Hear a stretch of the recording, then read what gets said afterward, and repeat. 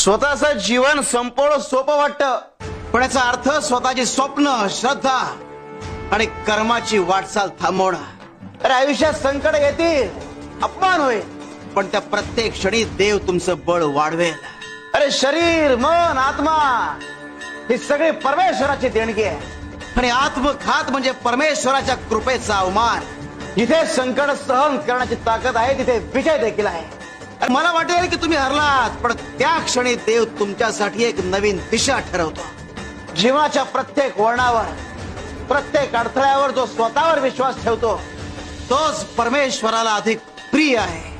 स्वतःवरचा विश्वास आणि परमेश्वराची कृपा यांची जोड असेल तर आयुष्य शाश्वत होता. लढा, कारण संघर्षाचं फळ एक कायम गोड असतं.